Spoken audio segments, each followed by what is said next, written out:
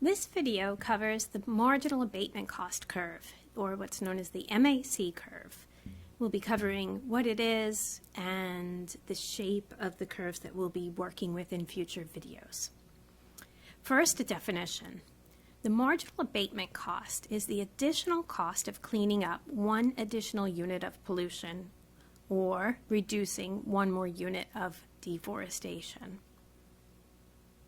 Whereas the total abatement cost refers to the total cost of cleaning up X number units of pollution or reducing deforestation to X number of acres. So the marginal abatement costs are the change in cleanup costs, and the total abatement costs are the total accrued cleanup costs. So what we have in this table is a list of emissions, which can be written as pollution or deforestation, and the total abatement costs. And these total abatement costs follow a pattern that's similar to what we expect to see in the real world. So we'll be plotting the total abatement costs first, and then calculating the marginal abatement costs from this number. And what we can put into perspective is the difference between emissions and cleanup. So if this firm is polluting 10 units of pollution, that means that they're not cleaning up any. And if they've reduced from 10 to 9, that we've cleaned up 1 unit. If we're down to 8 units, we're at 2, 3, 4, 5, 6, 7, and so on. Okay, so notice that as we're graphing this, what's on the x-axis in this case is emissions, and those emissions could be measured in units of pollution or units of deforestation. And that cleanup works in the opposite direction. Cleanup are emissions that are reduced or eliminated. Okay, so we're going to plot the total abatement cost using those combinations. We'll start with that combination when there's units of emissions are 10, the total abatement costs are 0. So that means we haven't cleaned up anything. When they're 9, they're 5, 8, 15, 7, 30, 6, 50, 5, 4, and so on. So those combinations together would be the total abatement cost. Now we can use the numbers from the total abatement cost to calculate our marginal costs, which are the changes. Okay, so when your emissions are 10, we're going to assume that if there's nothing cleaned up, there's no change in the cleanup, so the marginal abatement costs are 0.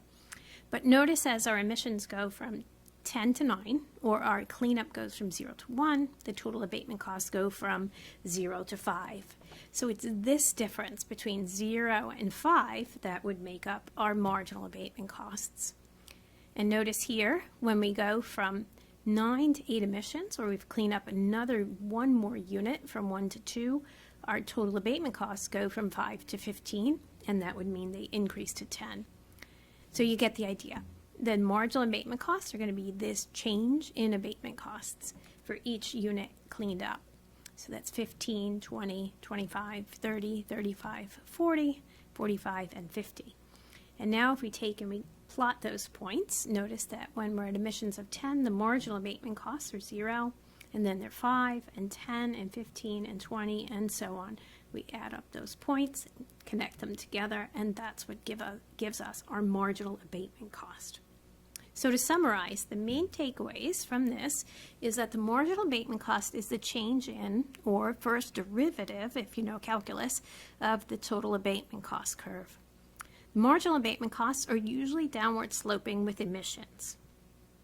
This assumes that firms first adopt the cheapest methods for cleaning up and then use the more expensive methods as cleanup continues.